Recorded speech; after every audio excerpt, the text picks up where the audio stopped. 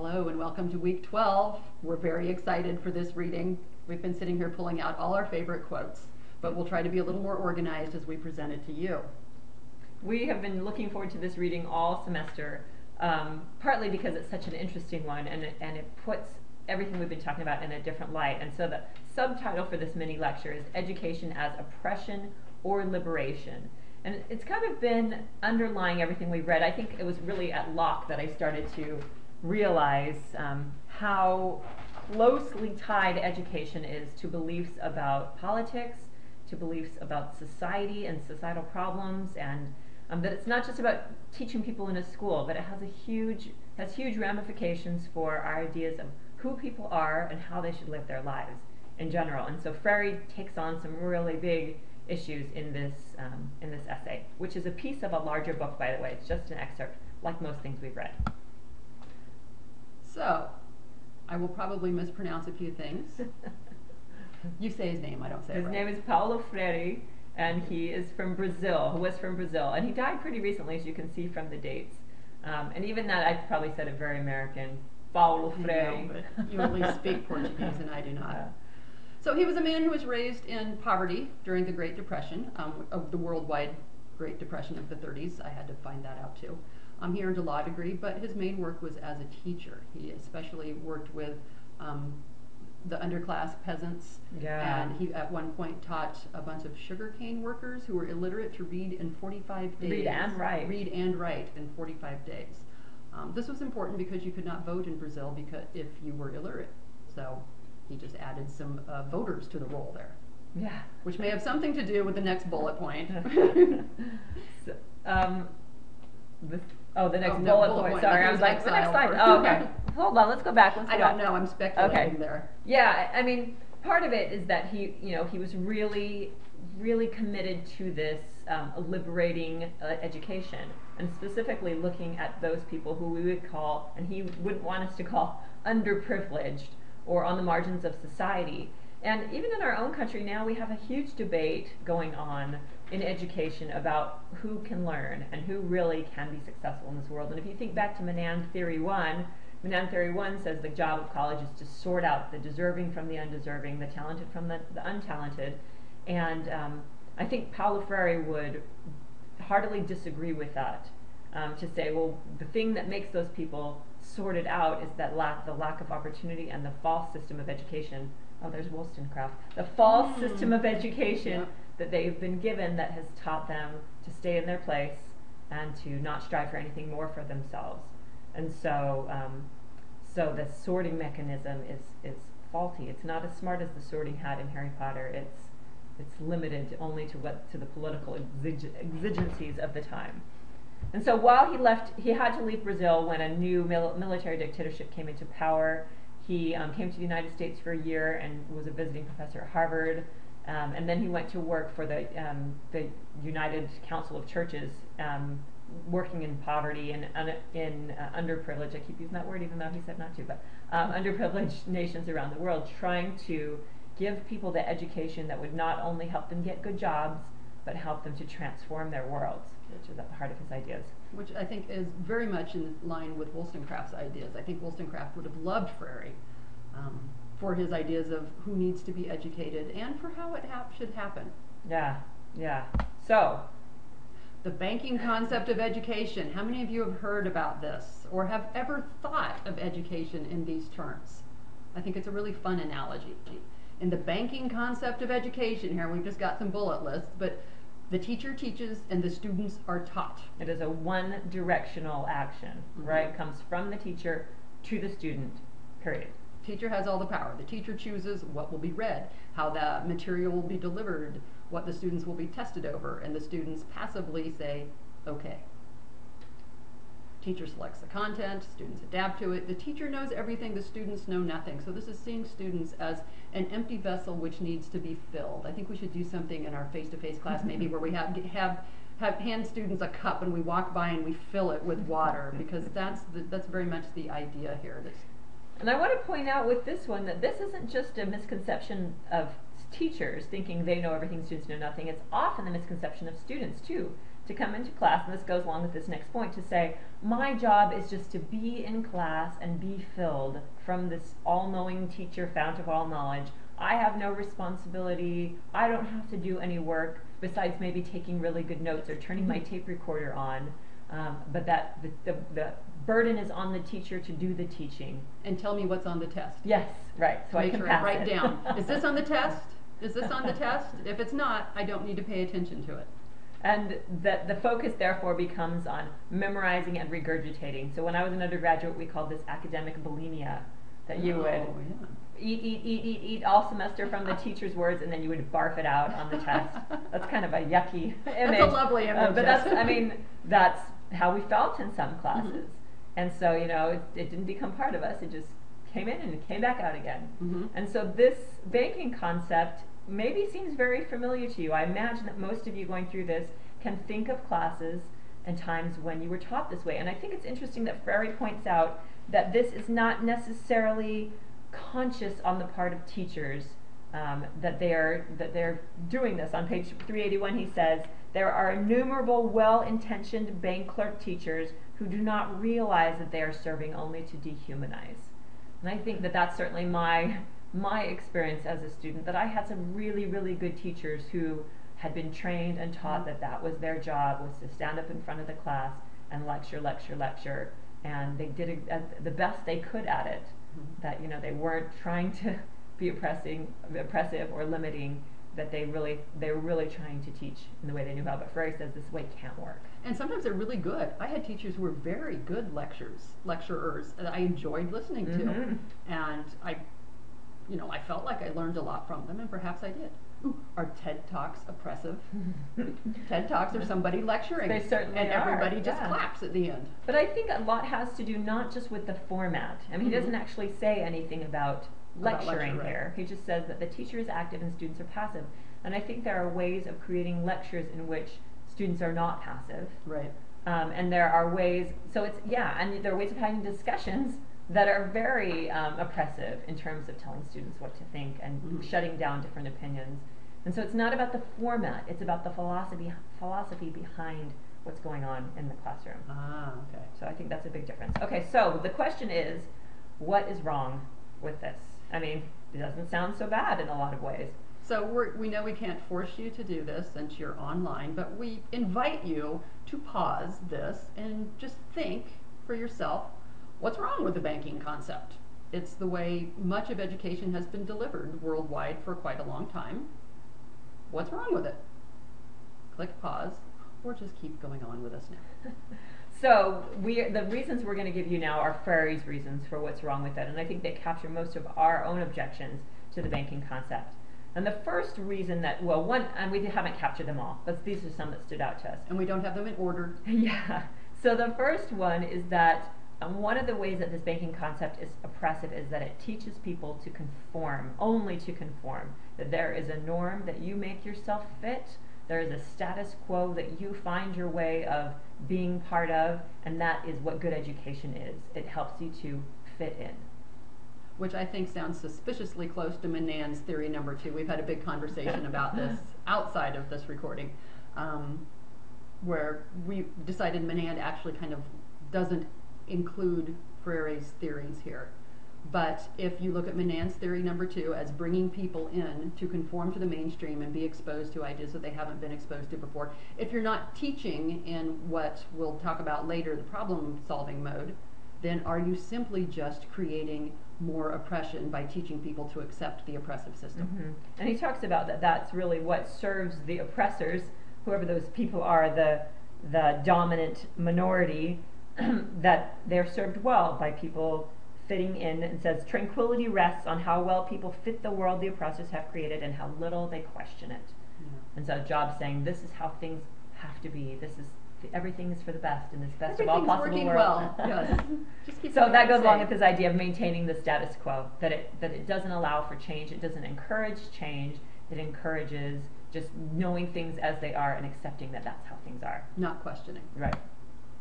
Because it inhibits creative power by teaching necrophilia. And I love connecting this to Whitehead and his ideas of inert ideas, that ideas are not good if they're not used, And that's exactly what we're saying here, is that Freire is saying that instead of producing this knowledge of life, that it's this love of dead things, this necrophilia, that people are not thinking, they're not growing. They're just accepting a status quo, which is a type of death. Yeah, and that everything is turned into an object. And so that in this style of banking concept, of course, to put something in the bank, it's got to be an object. And so instead of being something living and growing and changing, it becomes this thing that you can pin down and say, okay, I can put this in this box in my suitcase, my mental suitcase, and just pack that away, and it doesn't change you. It doesn't change you, and therefore you can't change the world.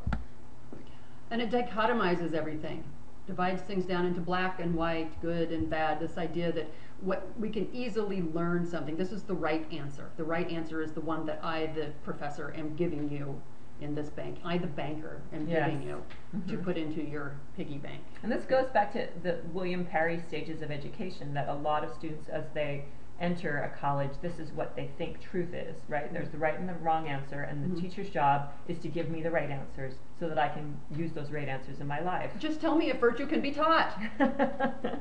And that also goes along with the teaching, right? That Freire on page 383 says that the banking concept teacher is moving back and forth between, preparing, so thinking, and narrating, cognizance and narrative. And so those are the two modes. The teacher is thinking or the teacher is talking, but that doesn't allow for any kind of cycle between those two things. And it's sad because it's very limiting for the teacher too. I mean, when I think the first time I read this, I think about the students, and I'm like, oh, they're being oppressed. Oh, they're not being allowed to think for themselves. The teacher is not being allowed to think for his or herself either in this mode. Yes. And so that goes along with this next point, that one of the big problems with banking concept education, it doesn't teach any critical thinking. It doesn't allow students to digest what they learn, to borrow from Whitehead's ideas, but to pack their suitcase with it and memorize for the test. Yep. And then on a much more important level, it causes people to suffer because it doesn't allow them to be truly human. It turns them into what he says, automatons. But Freire thinks that the importance of education, a liberating education, is that it allows people to be fully human, and that the banking concept of education keeps us robotic. Right. Which is something that I know some of you have been bringing up in your discussion posts. We don't want to be robots. Right. And so we think, well, then what's the alternative? If this banking concept, which we're so familiar with, is not going to work, then what's the alternative? And what Freire calls this is problem posing or liberating education. So this is how we hope you feel in our class every day. With your arms outstretched and your head looking up to heaven. I love this class. I am liberated. You may not think that right now, but maybe later. So first of all, that liberating education is based on posing problems and solving problems, that it is connected to the real world, that it is not separated out into, what does he say, memorizing 4 times 4 is 16, the capital of para is Belaying, and memorizing things without knowing what they mean, without understanding how they relate to your world at all. And it makes learning lateral, meaning that in a liberating education, the teacher and the students learn from each other. Teachers become students, students become teachers. Teachers learn from students, students learn from teachers, students learn from other students. Right. So it's happening all across the board.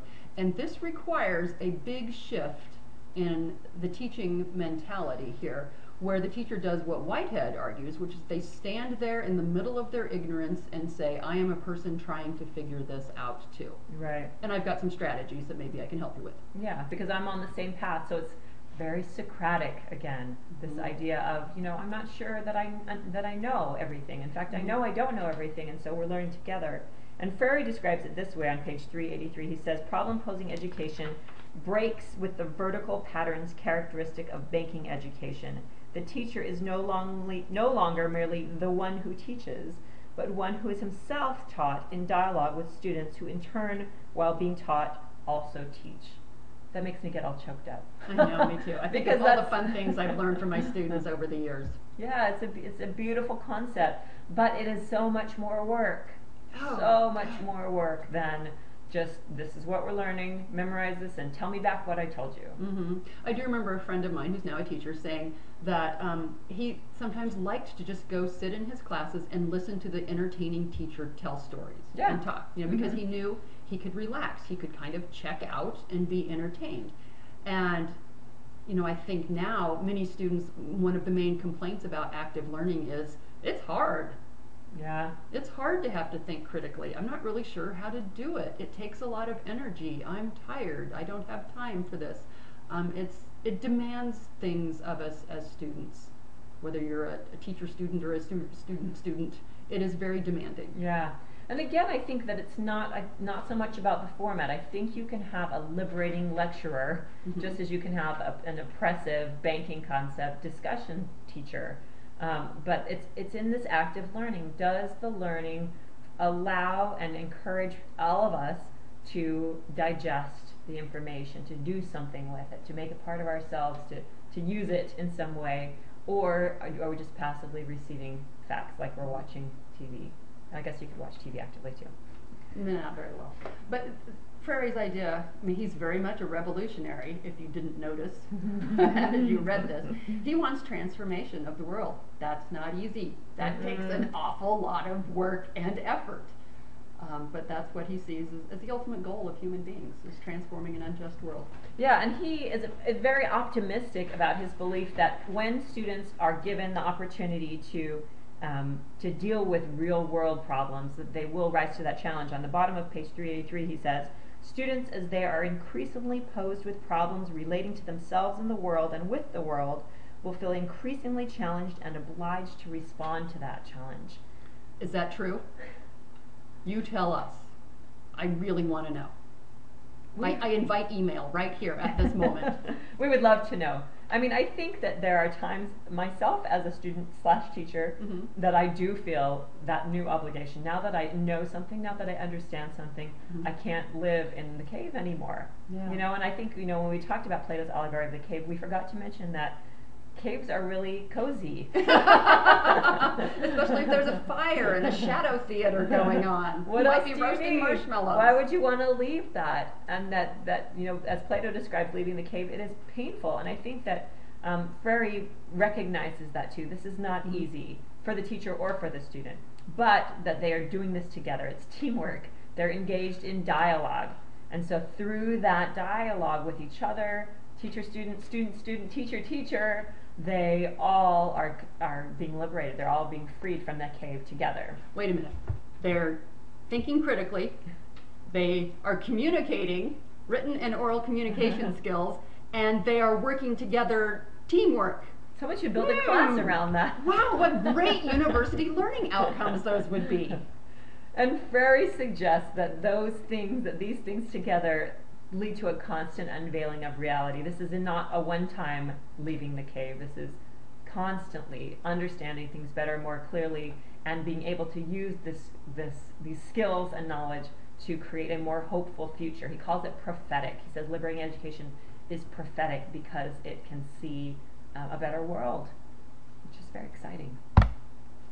And we absolutely love the final line here.